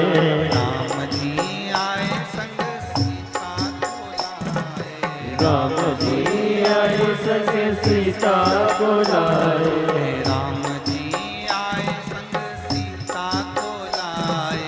राम जी आए संग सीता को लाए। बजाओ भोलानाथ डमरू धीमा बजाओ। धीमा बजाओ भोलानाथ डमरू धीमा बजाओ। धीमा बजाओ भोलानाथ डमरू धीमा बजाओ। धीमा बजाओ भोलानाथ डमरू धीमा बजाओ। ओ धीमा बजाओ भोला धीमा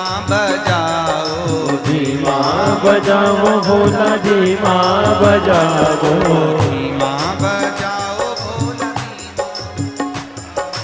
धीमा बजाओ भोला धीमा बजाओ भोला धीमा बजाओ।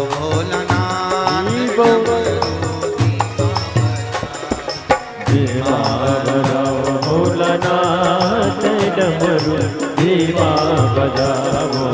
धीमा बजाओ भोलानाथ डमरू धीमा बजाओ।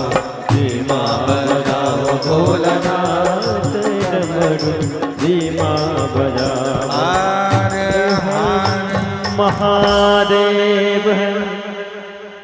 अपनी जगह पर बैठकर भगवान शिव के मूल मंत्र का स्मरण करते हुए भगवान शिव से अपने हृदय की बात कहें।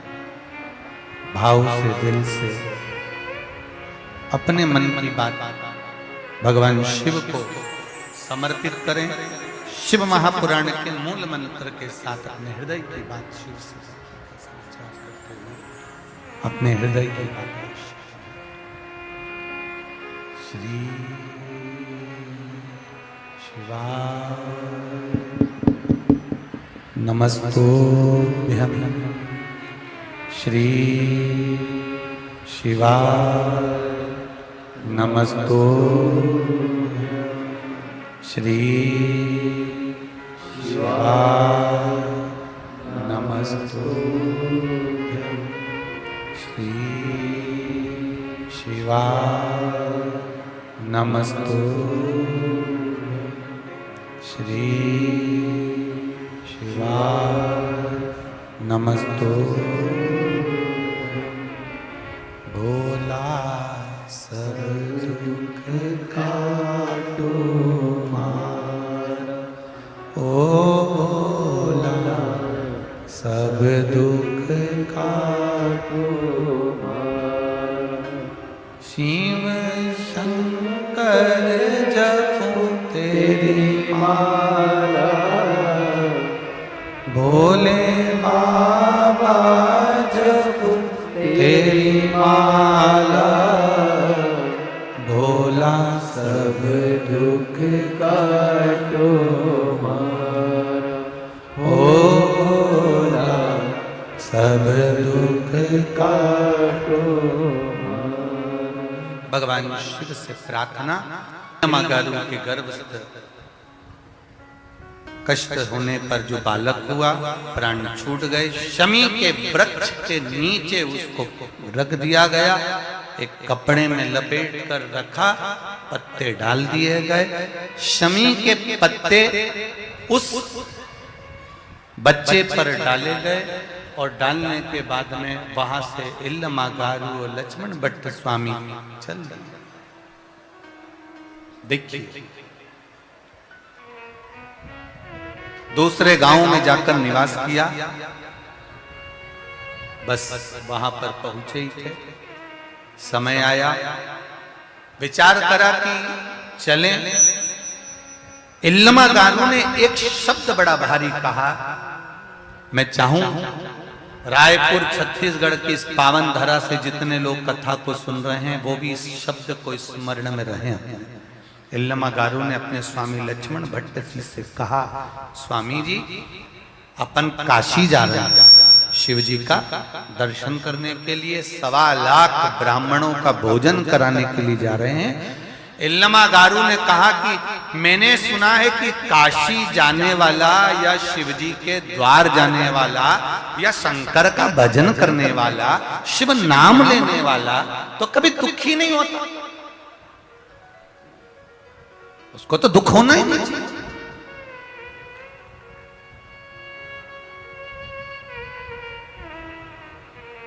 भगवान का नाम जाप करने वाला क्यों? ये पत्र में आया है। देखिए एक पत्र लिखा किसी ने, उस पत्र में लिखा है,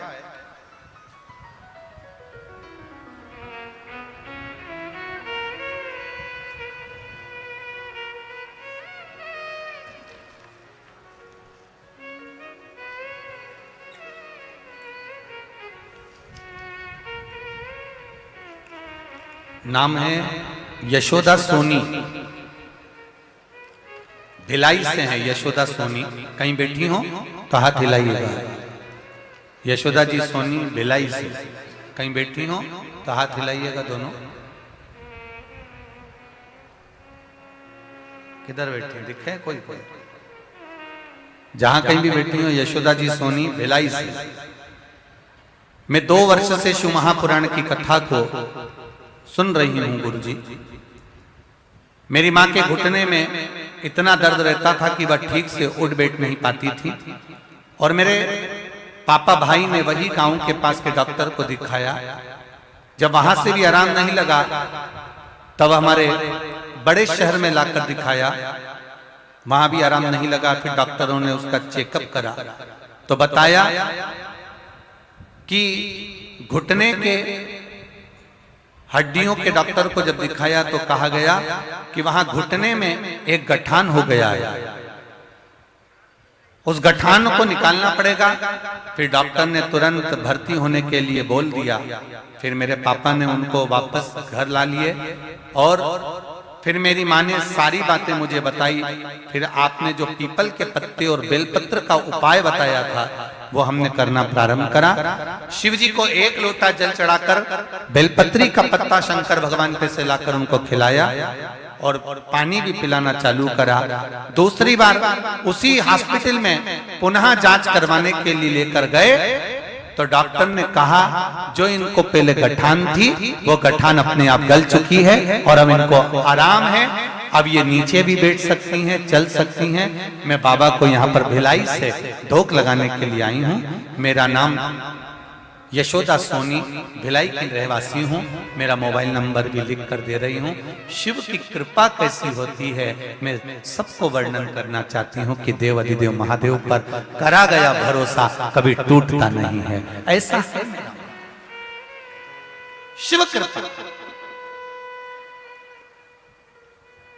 शिव की उदार।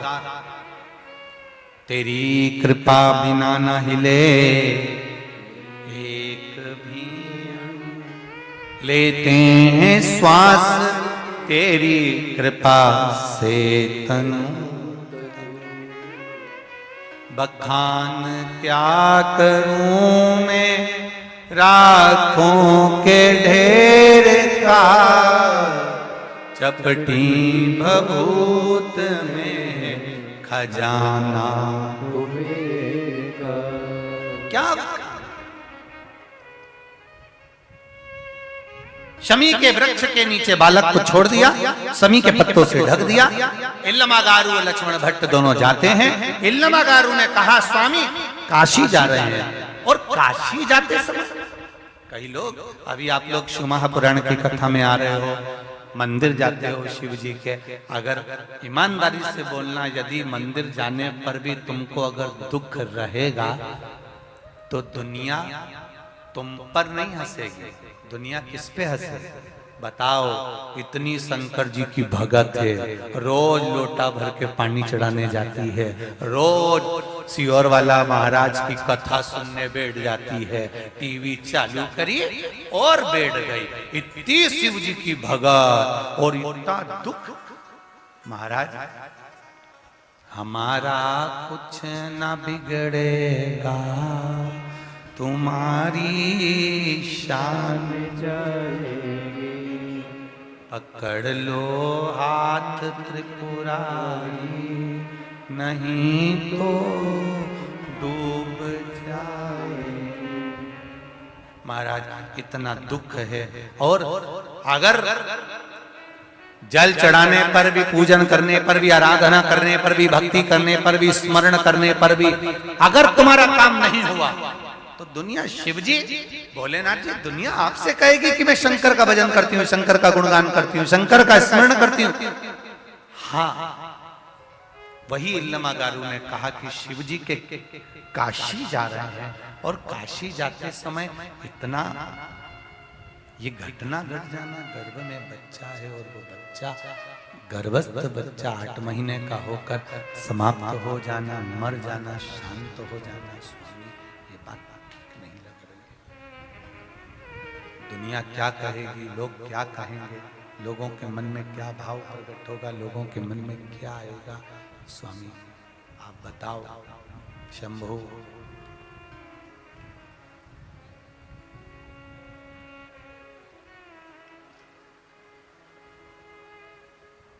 लोगों के मन में क्या भाव प्रकट होगा, लोग क्या कहेंगे? तब लक्ष्मण भट्ट जी ने कहा, तुम्हारा पुत्र मर चुका, जन्म मरण परण 3 शिव जी के हाथ में।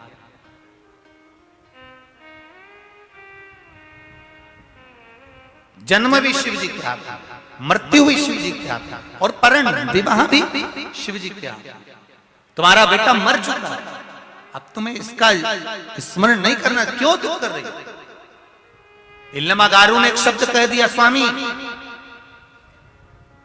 बेटा मरा, उसका दुख नहीं है, बेटा मरा दुख नहीं, दुख इस बात का है कि शंकर जी के मंदिर काशी जा रहे हैं, शिव जी को जल चढ़ाने जा रहे हैं, 1.25 लाख ब्राह्मण का भोजन कराने जा रहे हैं, और ऐसा शुभ कर्म करने पर अगर बेटा चले गया तो लोग मुझे नहीं कहेंगे, मेरा विश्वास कहीं टूट ना जाए, मेरा भरोसा ना टूटे, मेरा विश्वास ना टूटे, बस बात आती है।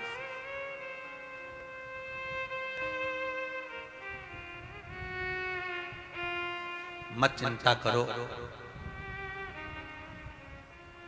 इल्लमागारू ने आंख बंद कर कर जिस गांव में रात्रि में विश्राम करा, बच्चे को छोड़कर, इल्लमागारू ने कहा, मैंने विश्वनाथ सुना है तू सबकी गोद भरता है, और ये सत्य है।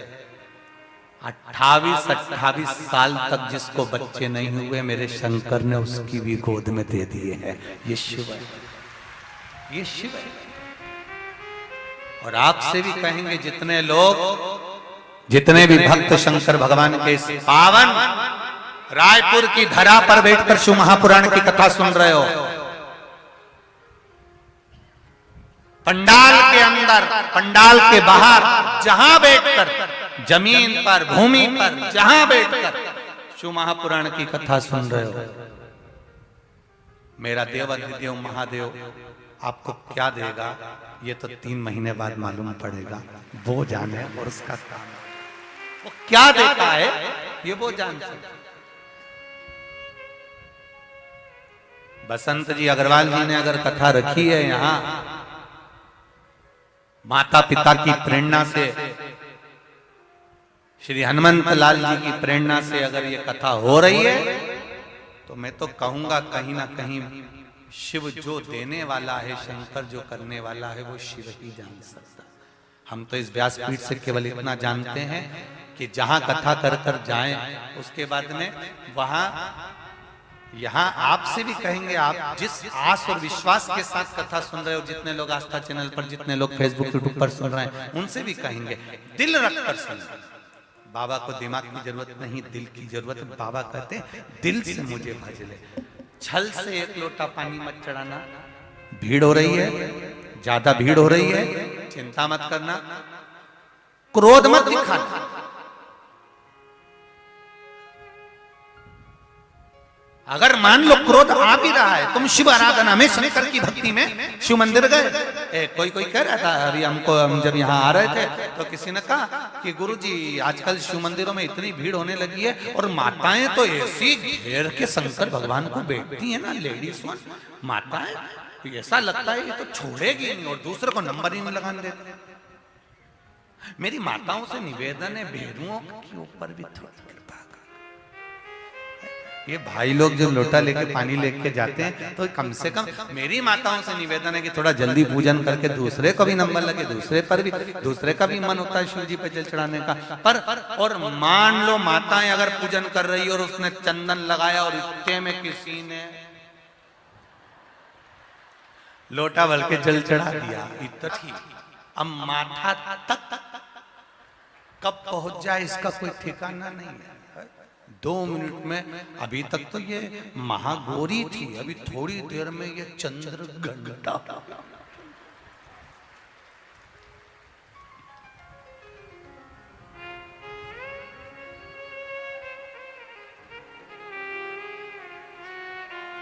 फिर तो पीछे खड़े लोग भी चिल्लाएंगे जम के, बोल बमलेश्वरी माता। तो पीछे से भी आवाज लगाई, पीछे से भी आवाज आने लगे। अब लोग क्या कहें महाराज, क्या कहें। इल्लमगारू ने भगवान शिव से प्रार्थना करी, भोलेनाथ आप कृपा नहीं करेंगे तो कौन करेगा। दुनिया हंसेगी कि काशी जाते समय इसके गर्भ से बच्चा हुआ, अष्टमासा हुआ, 8 महीने का हुआ, मर गया। दुनिया हंसेगी, लोग कहकर कहेंगे कि काशी जा रही थी, मैं बच्चे को त्याग कर अपने पति के साथ परिवार के पास में चली भी जाऊंगी तो भी परिवार वाले टांट कसने में, ताना देने में, अपशब्द कहने में पीछे नहीं हटेंगे।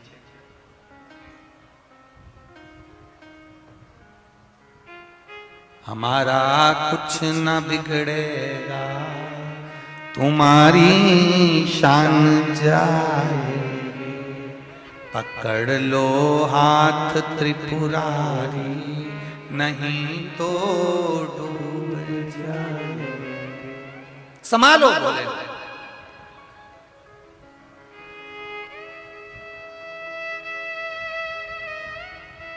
शब्द पहुंचा देवऋषि नारद तक।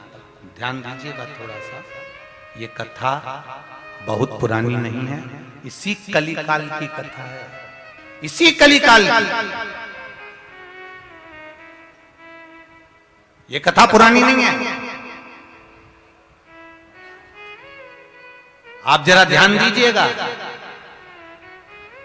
शब्द पहुंचा देवऋषि नारद के पास। एक चींटी भी पुकारती है तो भगवान के पास शब्द जाता है। एक छोटा सा माथे में रहने वाला जू भी पुकारता है तो शिव के पास शब्द जाता है, भगवान के पास।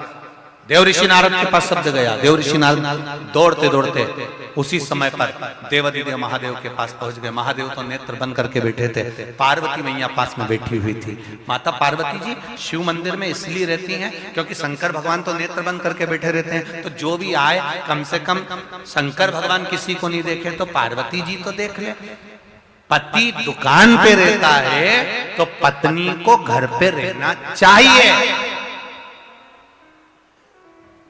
पर पत्नी भी बैग टांग के किटी पार्टी में चली जाए तो मान लो पत्नी बैग टांगे, पति गया इधर दुकान पे और इन्हें और पता ये चलिए सीधे, और मालूम पड़ा कहीं पार्टी में चले गए, कहीं मार्केट चले गए, कहीं किटी पार्टी में चले गए, कहीं फंक्शन में चले गए, और पति दुकान पर। अब इनके यहाँ मेहमान आए, कोई आए, पत्नी मिले ही नहीं। माता भाई पति तो ठीक है दुकान पे रहे, पर कम से कम पत्नी को तो आदर सत्कार करना चाहिए।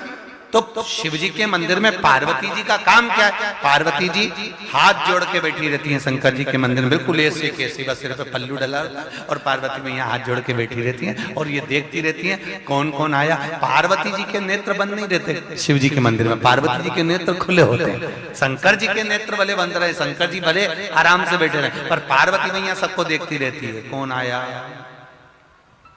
घर में जो माता होती है ना, बुजुर्ग बुजुर्ग, वो यही देखती रहती है कमला कहाँ जा रही है,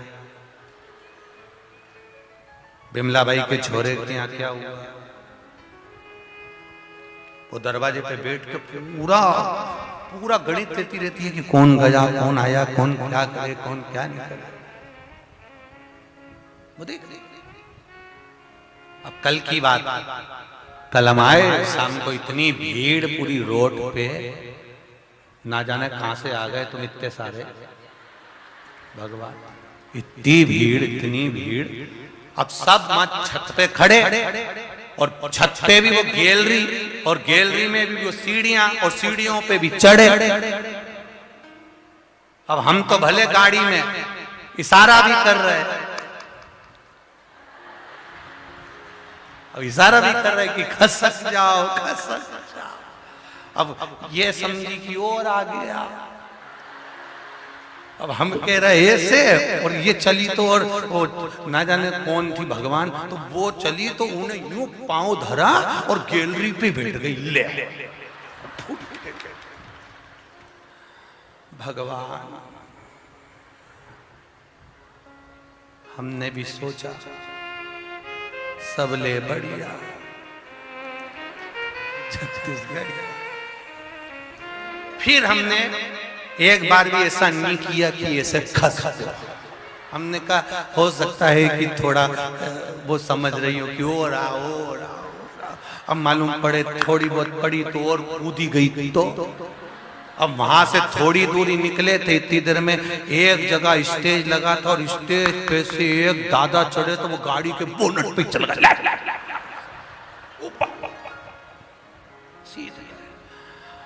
हमने मन में सोचा भगवान कृपा हुई, वो तो रह गई पर ये चढ़ गए। अब हमने बसंत भैया से बोला, हमने कहा बसंत जी हम नीचे बैठ जाए, गुरु जी थोड़ी देर और खड़े रहो। हमने कहा बसंत भैया या तो गाड़ी बचने वाली है या गुरु जी बचने वाला, ये करे वाला।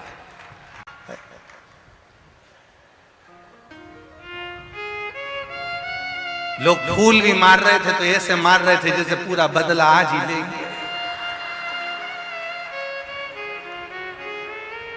वो एक बहन ने तो हमको लिख के भी भेजा समिति में कि गुरुजी फूल मार मार के पीले फूल से तुम्हें लाल कर दिया।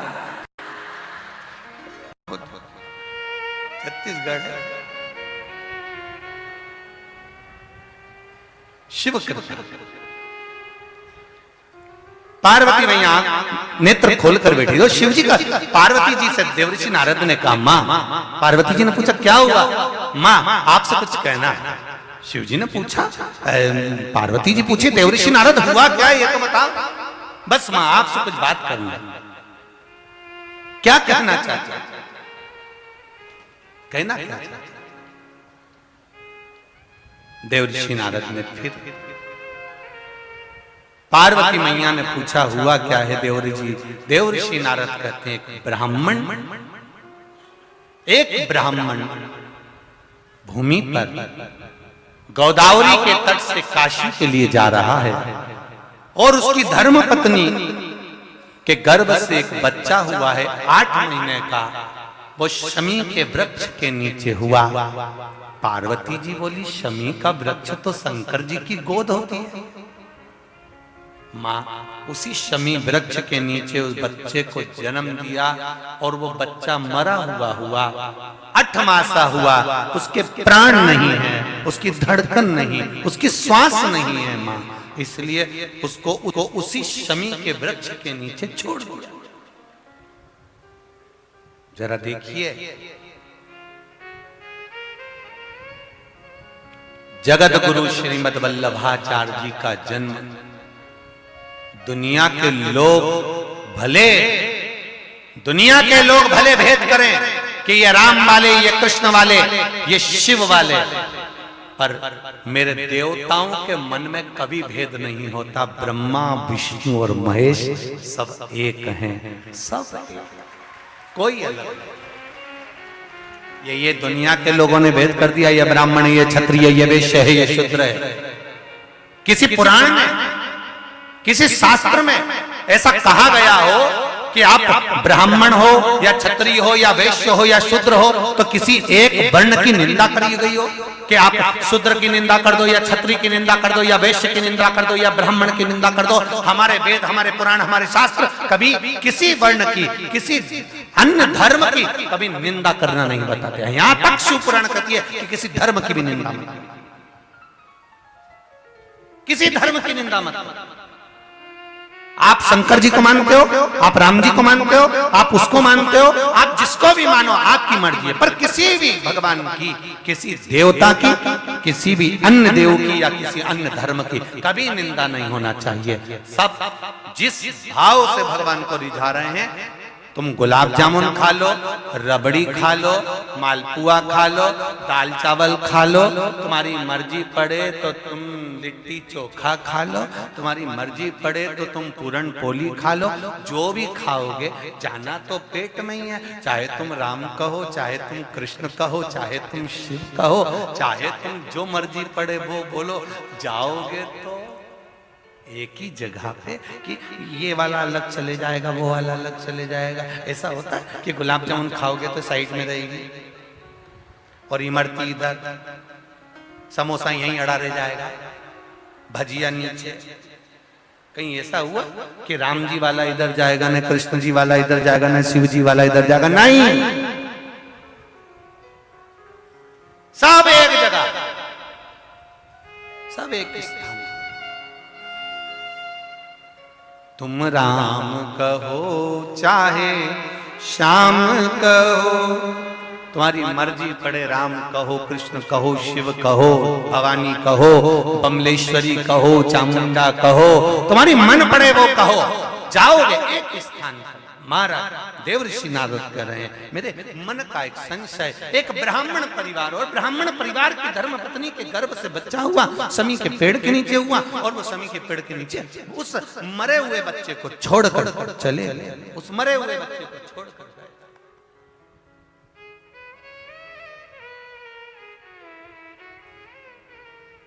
देखिए जरा, पार्वती जी ने पूछा वो ब्राह्मण है? हाँ, ब्राह्मण कर्म से वंचित तो नहीं है? नहीं, शिव आराधना में लगा हुआ, भगवान की भक्ति। और यही शिव महापुराण की कथा कर रही है। देवराज नाम का ब्राह्मण कुल में जन्म लेकर भगवान की भक्ति नहीं कर पाया, चोरी कर कर धन लाया था, मंदिर के अंदर बैठ गया, शरीर में ताप पड़ा, बेलपत्री के वृक्ष के नीचे आकर बैठा, प्राण छूट गए। प्राण छूटे, भगवान शंकर के गण आए, उसको बंदी बनाकर ले जाने लगे, उसके भगवान शिव के धाम में लेकर जाने लगे नंदी पर बिठाकर। उस देवराज नाम के ब्राह्मण ने सोचा कि मैंने तो जीवन भर पाप करा, कपट करा, छल करा, बेईमानी करी, प्रपंच करा, फिर आखिर में मुझे कैलाश धाम कैसे मिल गया? तब मालूम पड़ा कि देवराज नाम के ब्राह्मण की माता शिवजी के मंदिर में जल चढ़ाने जाती थी। माता का चढ़ाया गया जल बेटे के भाग्य में आया, इसलिए इसको कैलाश धाम मिल गया। ये शिव। अब थोड़ा ध्यान देना, घर की जो माँ होती है ना, हमारा बहुओं से भी निवेदन है, अगर आपके गोदी में लाल है, आपकी गोदी में बेटा बेटी है, 3 महीने का, 4 महीने का, 6 महीने का, 8 महीने का, जैसा भी बच्चा आपके गोद में है, आप माता हो, घर की माँ अगर शिव जी को 1 लोटा जल समर्पित करती है तो ये निश्चित है उसके घर के बेटे के हिस्से में माँ का चढ़ाया हुआ जल अवश्य प्राप्त होता है, ये निश्चित है। किसी ने पूछा एक बार, एक ये यहाँ इसमें भी एक प्रश्न किसी ने करा है, किसी ने पूछा है कि गुरुजी हम अगरबत्ती लगाते थे तो किसी ने मना कर दिया कि अगरबत्ती लगाएं नहीं। किसने लिखा? तो हमने इसमें लिखा है कि अगरबत्ती नहीं लगाएं, ऐसा किसी ने हमको कह दिया।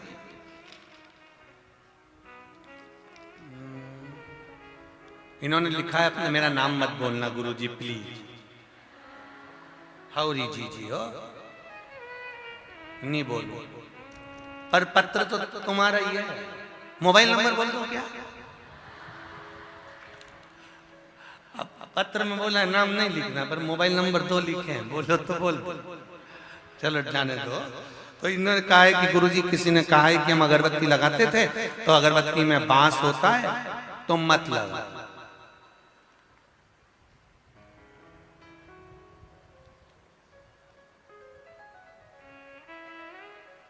तुम्हारा क्या कहना है रे छत्तीसगढ़ वालों? तुम्हारा क्या कहना है?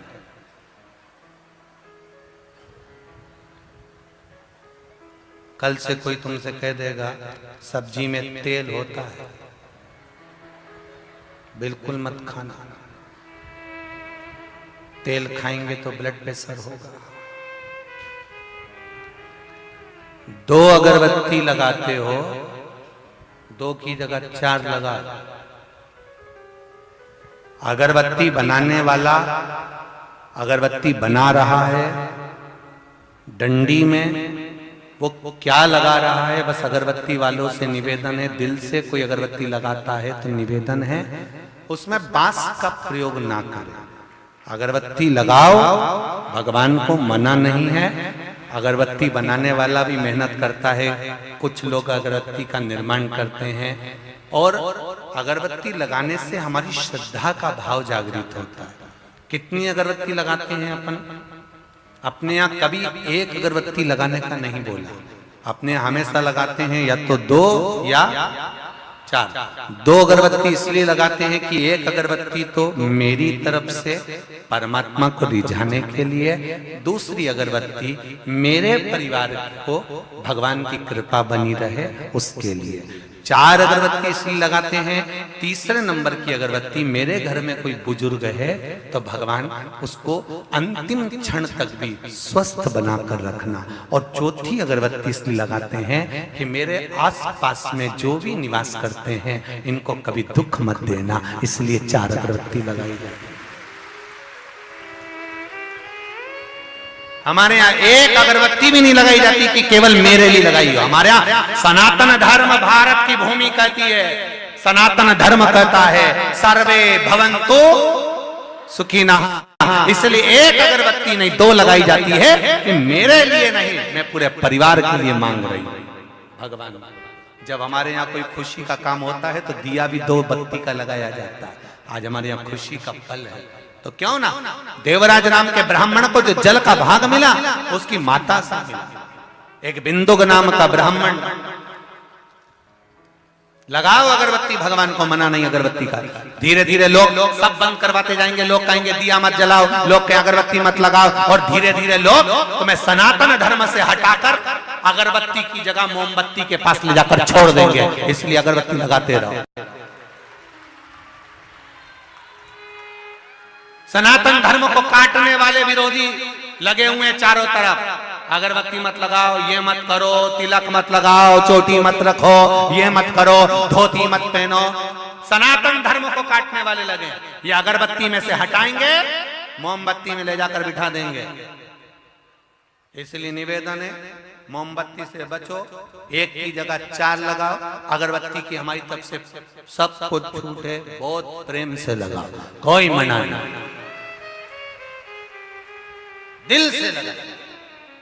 आप 10 रुपए की अगरबत्ती को दिल से खरीद कर लेकर आए हो, आपने ये नहीं देखा कि इसमें बांस खा के कहता, आपने दिल से जलाई है।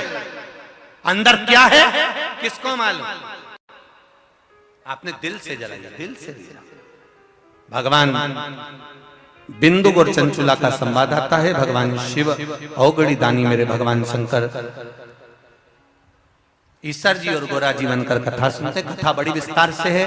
कल की कथा में श्रीमद् वल्लभाचार्य जी के जन्म की ओर आगे बढ़ेंगे और उसका पूरा वृतांत कि चंपेश्वर महादेव कैसे प्रकट हुए, चंपेश्वर महादेव कैसे आए, ऐसा सारा विस्तार से श्रवण करेंगे।